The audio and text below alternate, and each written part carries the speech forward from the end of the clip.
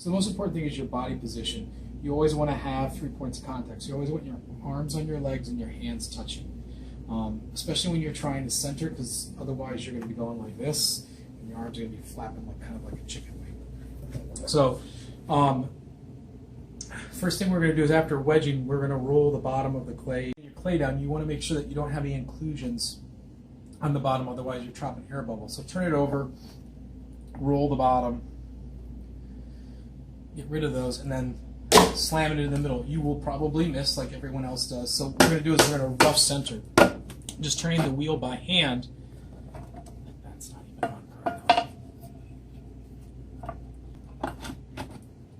correct. So the rough center, you're just going to turn the wheel by hand and press the clay into the center, making a mound. You want to have a nice mountain-like point. And this just is going to help you get closer to the center before we even begin. Okay, turn the wheel on low, take your finger and seal the clay so that no water gets underneath. If it's too wet underneath, it'll fly off the wheel. We're going to use the force of the wheel to help us, so we're going to go full speed all the way through up into actually pulling. Okay, so we're going to get the wheel wet.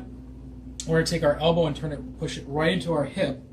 If you can't reach the clay, you need to scoot up in your chair even to the edge of the seat. You might have to straddle the wheel.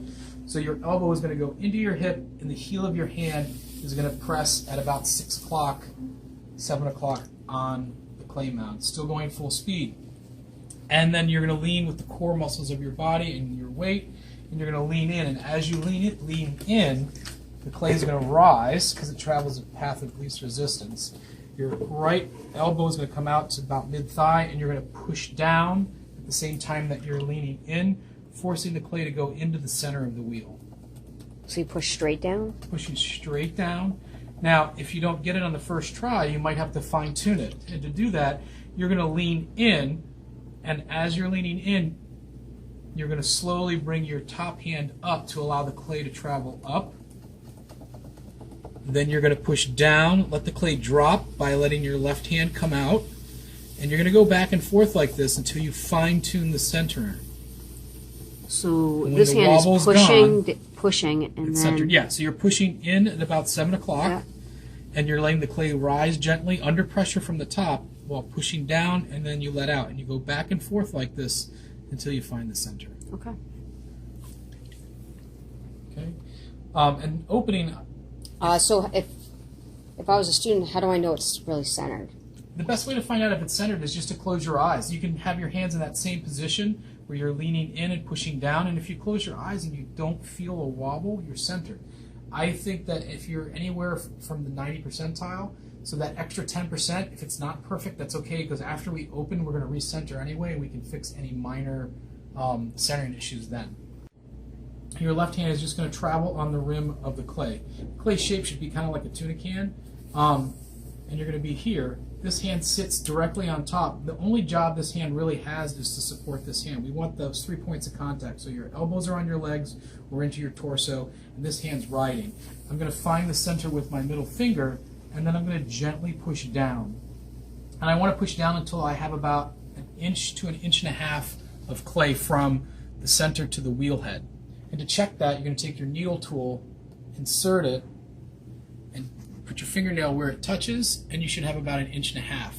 And you're going to want to use your needle tool until you learn that muscle memory of how deep that is.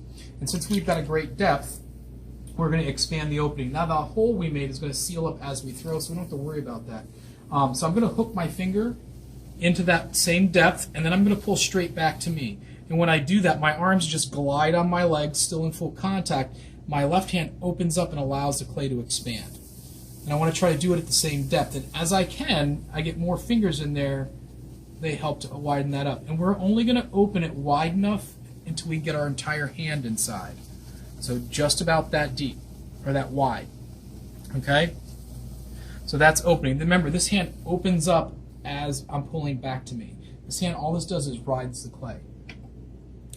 Okay? The next step is to compress the floor. Compressing the floor shoves all the platelets of clay into a tight bond, and that way we won't get an S-crack later, and it fortifies the base for the pot that's going to rise.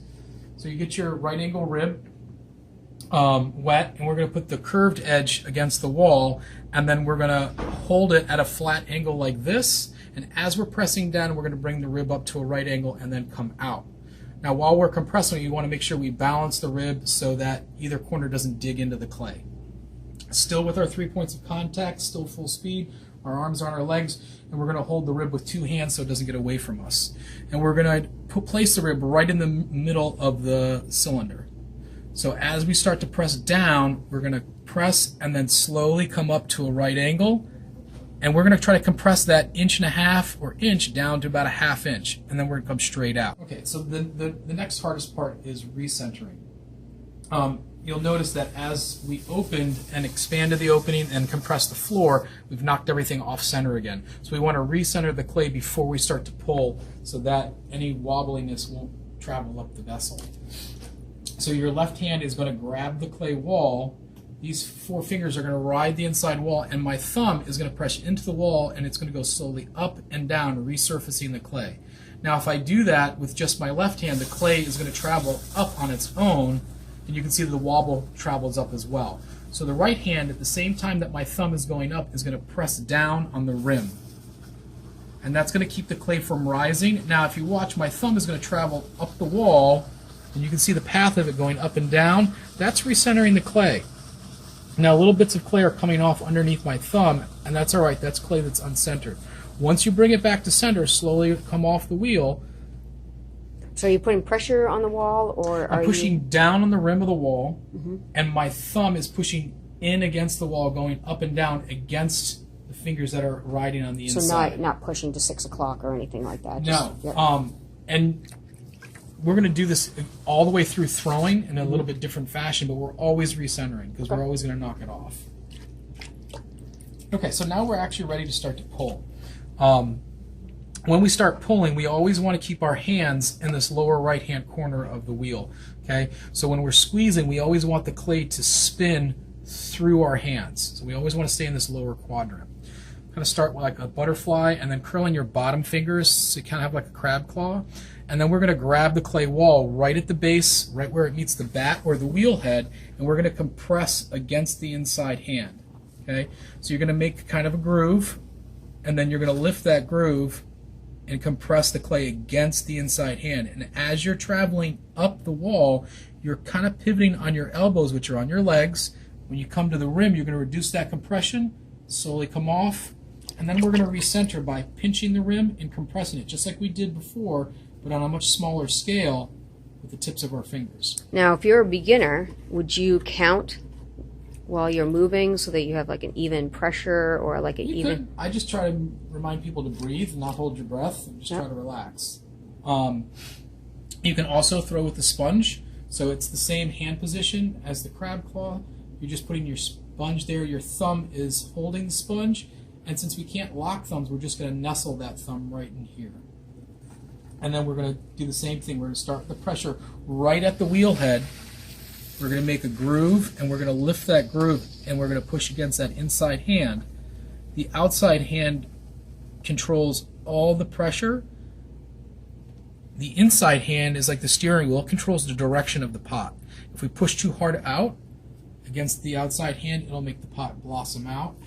If we allow our inside hand to fall in, then our pot's going to get narrow. So after every pull, pinch and compress, and come back down, grab some more clay. Now you should be able to get a 6 to a 6.5 inch cylinder from 1.5 pounds of clay. So if you notice, the wheel speed has also changed. As we pull and we're throwing, we're moving at a low to medium speed. Okay, as you come to that rim, don't pull through it. Get to it, slowly hover, and then slowly come off. Pinch and compress. Okay, every so often you might need to hydrate.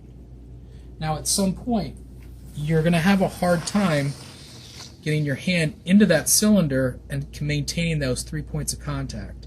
And that's why you really want to try to learn how to throw a 6.5 inch cylinder, because the average size of someone's hand from the tip of your finger to the crook of your thumb is about 5 inches. So if you notice, now I can't actually get there. So you have to learn how to tuck your thumb in, pull your elbow out, and make a pull without that 3 points of contact. Now I'm tucking my arm into my torso for support, and as soon as I can get back to those 3 points of contact and reconnect my thumbs, the better I am. And it just takes a little bit of muscle memory, and then you just recombine and finish your pull. And then pinch and compress.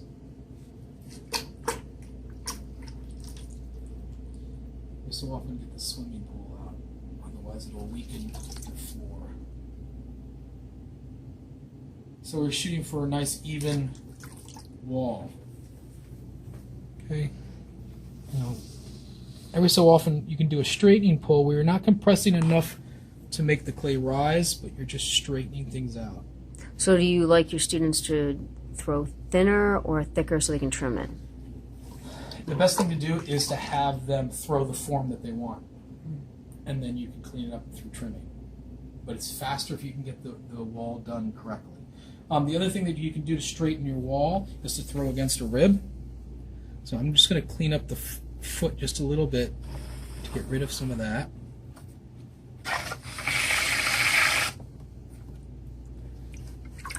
Okay, and now I'm going to, you can do it this way or this, or whichever way you feel comfortable, and I'm actually going to start compressing against the rib. So my inside hand is actually pushing against the hard edge of the rib, and then I'll pull up. And that's going to give you a really nice straight wall. And you can also throw down as well. And then you're going to have a really nice cylinder. You want to cut your cylinder in half, so go straight down with the wire tool all the way to the base and pull towards you.